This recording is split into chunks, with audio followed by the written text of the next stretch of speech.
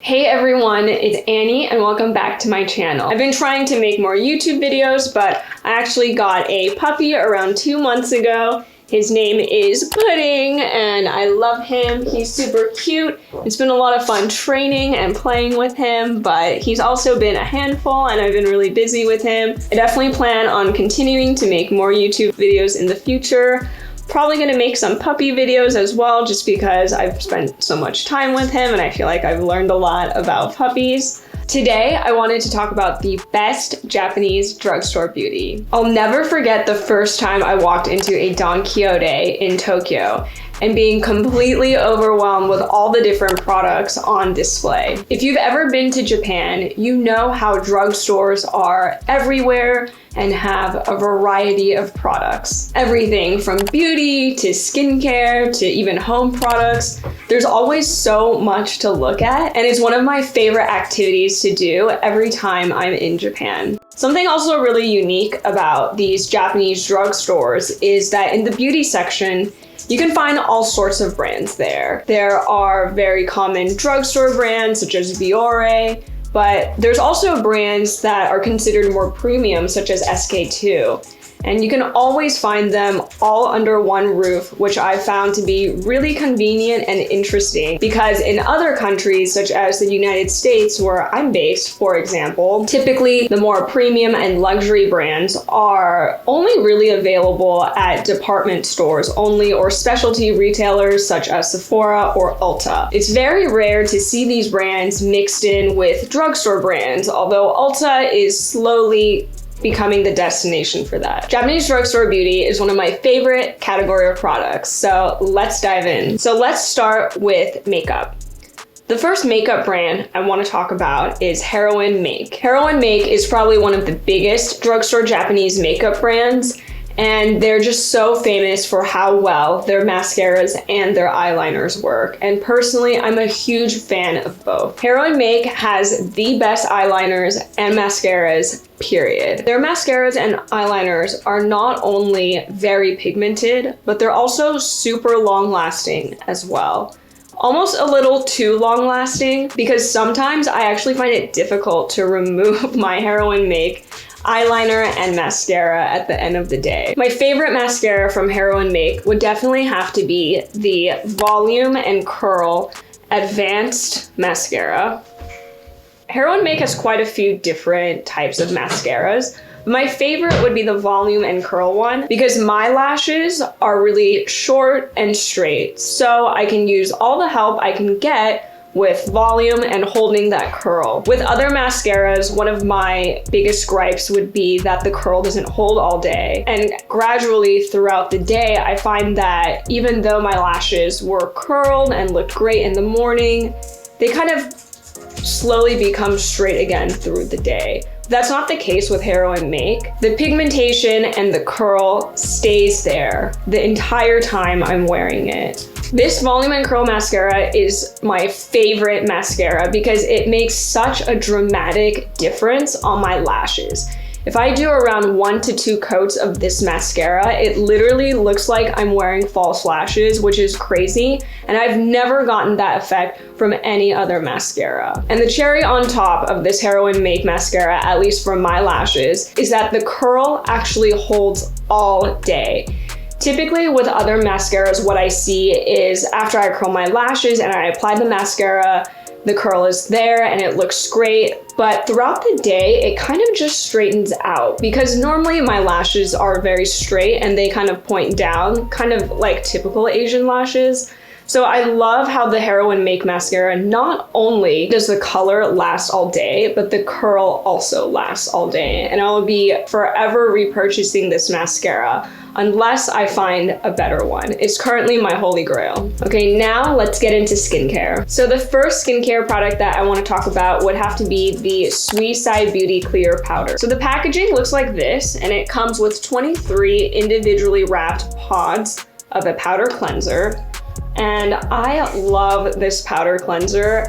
Every time I use it, I find that it really helps brighten up my face. Not to mention, my skin feels really good after using this cleanser. But due to the single-use packaging, I find that I really love using this when I travel.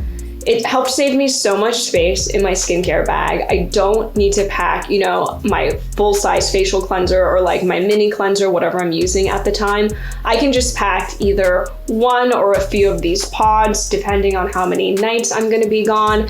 And it just saves me so much space. It's super easy, convenient, and portable. And after I use this cleanser, I noticed that my overall skin tone is more even and my pores also look a bit smaller. The pH of this cleanser is also pretty close to the pH of our skin, so I find that it has not irritated my skin at all and just gives me a really nice scrubby cleanse. So I'll definitely start using these once we get the okay to start traveling again. The next product I want to talk about has to be the Hada Labo Premium Lotion. This is one of my holy grail toners. It is super hydrating. It feels so great on the skin. I love the texture. I would say the texture of it is thicker for sure than your average toner, but not quite as thick as what you would find in a serum. So kind of somewhere in between.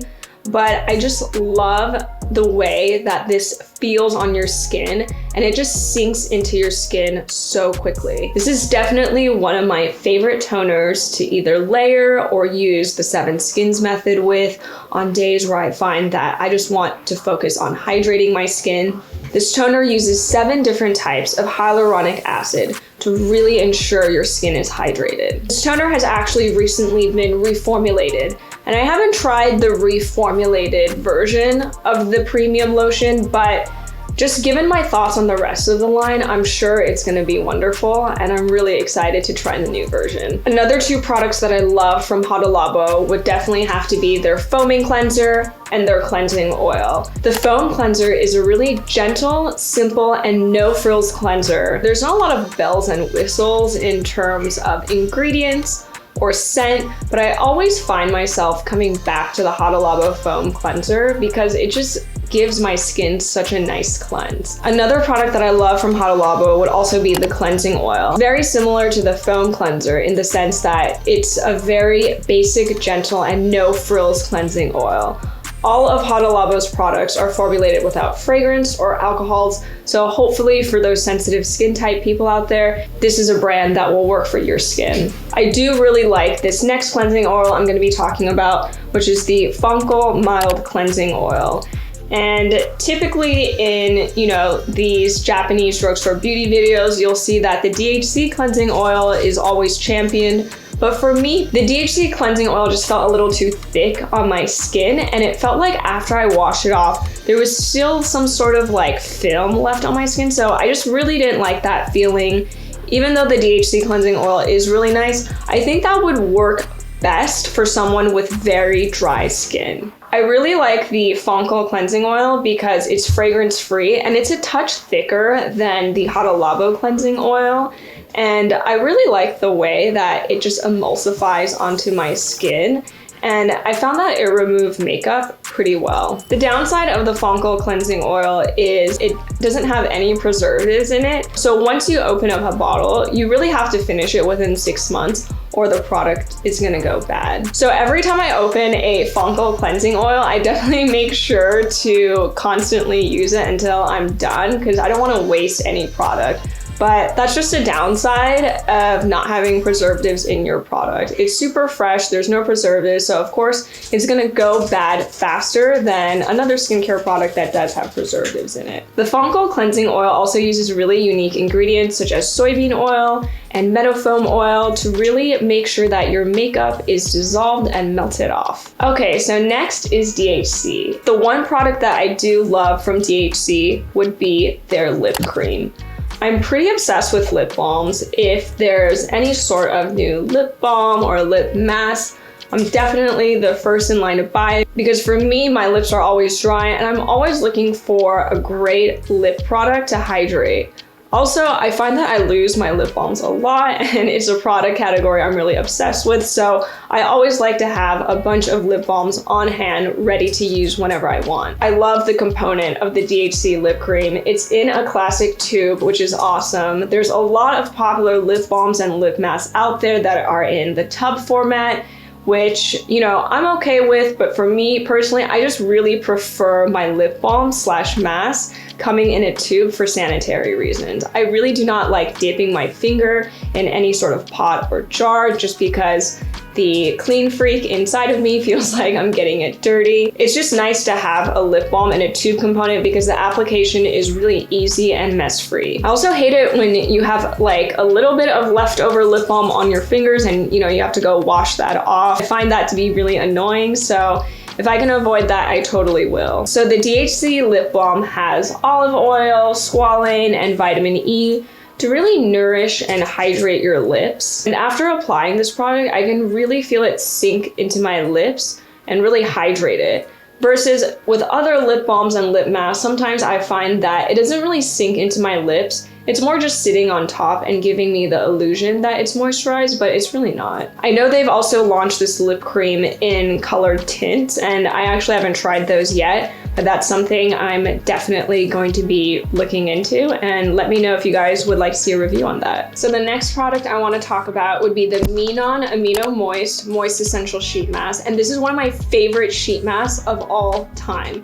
It is super hydrating, it's really gentle. I love how my skin looks after using this mask. Minon's Amino Moist line uses 9 different amino acids to really lock in the hydration in your skin. Amino acids naturally occur in our body and they do a wide variety of tasks. Some of them strengthen our skin barrier, others may have antioxidant-like effects such as fighting off free radicals, and other amino acids retain moisture. So I think it's really cool how they're using something that already exists within our body to deliver even more moisture to our skin. What's really unique about Minon is it's actually a brand that was formulated specifically for people with sensitive skin. And you can really see it with the formulation because they don't include any fragrance or alcohol or parabens with any of their products, which I find is kind of rare within Japanese beauty and Asian beauty overall. Typically, there's always one sort of ingredient in either of those 3 buckets in a formulation, but they specifically omitted those ingredients, so this line would work for those with more sensitive skin. This sheet mask also uses a cotton sheet. It's a bit thicker than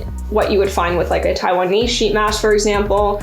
And it's definitely gonna look white on the skin, but I just love the way my skin feels and looks after using this mask. And it's one of my go-to masks anytime my skin is in need of hydration. So the last product I wanna talk about is more of a category, and I'm sure you've heard of it. It's sunscreen. It's no secret that Japan formulates some of the world's best and most popular sunscreens. So if you're ever in Japan, you should definitely pick up at least one sunscreen because it'll totally be worth it. Now, I have a few sunscreen recommendations here, but if you would like a more in-depth review, definitely check out my other video where I cover the best Japanese drugstore sunscreens, and I'll link it right here. If you're a complete beginner when it comes to sunscreen, let's say maybe you've never even worn sunscreen before in your life, one sunscreen I would start off with would be the Biore UV Aqua Rich Watery Essence. And this sunscreen has so many amazing reviews on both Amazon and Reddit. I think it's a really good beginner sunscreen. It is a chemical sunscreen, so you get this really nice and light formulation. There's not gonna be any white cast left, and the sun protection is pretty good. The citrus oils and the alcohols used in this specific sunscreen can be a little drying on my skin.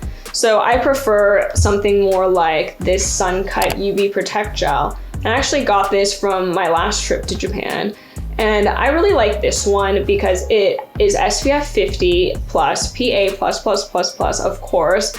And what's really cool about this sunscreen is it actually offers both physical and chemical protection, which I love. It has a really nice formula. It feels really nice. It actually doesn't really feel like a sunscreen. It feels more like a skincare product, like an emulsion or like a lotion.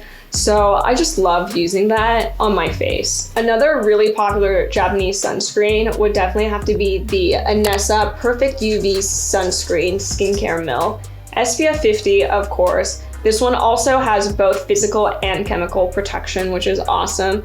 And the other unique thing about this sunscreen is it's also water resistant for up to 80 minutes. So this sunscreen is perfect for the days where I know I'm gonna be going out, I'm gonna be sweating a lot, because it is water resistant and I do want my sunscreen to stay on This is my go-to sunscreen for when I know I'm spending a day outdoors doing a lot of physical activity. The last skincare product that I want to talk about would be the Melano CC Serum. This is a really great vitamin C for beginners. So maybe for people who have just started off using vitamin C and want a really gentle option, or maybe for those who have never tried a vitamin C before, so of course they would want something gentle just to start off with to see how their skin reacts.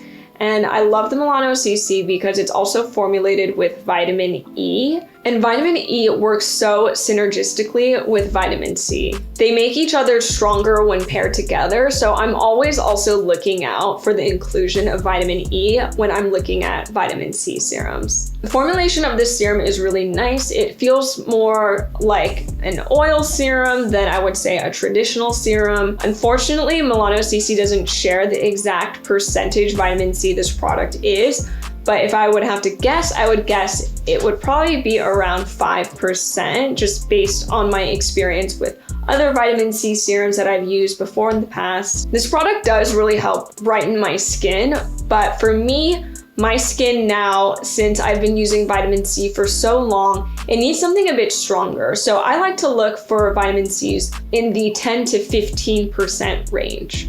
But the 5%, which is an estimate, would be ideal for any type of beginner or anyone just curious about vitamin C and wanting to try a gentle vitamin C product. The only downside to this product is there are citrus oils in the Melano CC. So if you're sensitive to fragrance in your skincare, maybe I would skip this one. Okay, so next up is hair. And the first hair product I want to talk about is the Shiseido Fino hair mask. Sorry if this looks kind of gross. I literally just pulled this out of my shower, but this is definitely my favorite hair mask. It instantly hydrates my color-treated hair at my very dry ends. And it has a very smooth and emollient texture. And I find that with my hair, I do have color-treated hair. I do have some highlights in.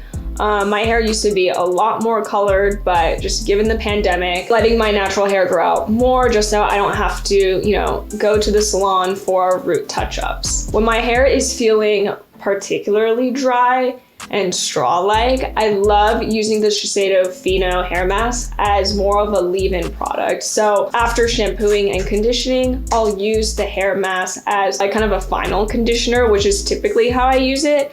But if my hair is feeling really dry, I'll put some more back in when I'm done showering, really focusing on the ends, and I'll just leave it in. And I find that when I do this and I comb out my hair after, it definitely adds in some hydration to my hair. It's a lot easier for me to like run my fingers through my hair after I shower and have it be a lot silkier and smoother. So Fino is also a brand that is owned by Shiseido. Shiseido is a huge beauty conglomerate in the beauty industry. They are a Japanese company and they've been around for hundreds of years. I think they're probably one of, or if not, definitely the oldest beauty companies in the world. So of course, they have a ton of brands underneath them. So another Shiseido hair brand that I love would have to be Cherie. And all their packaging is super cute. This entire line comes in pink packaging.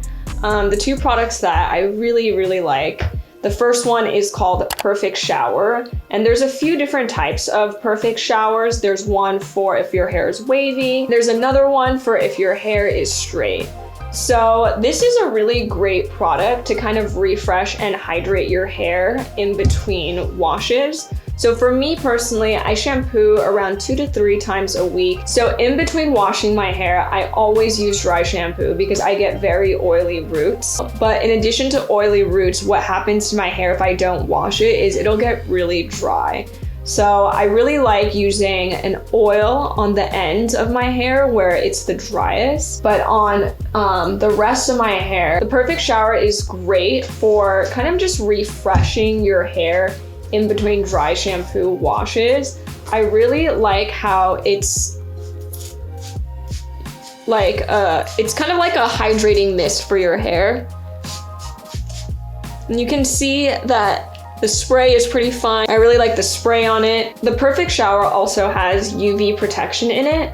So I'll also use it right after I wash my hair and before I start blow drying it, just so I can get some heat protection. It's a really versatile product and I find that I use it quite often throughout the week.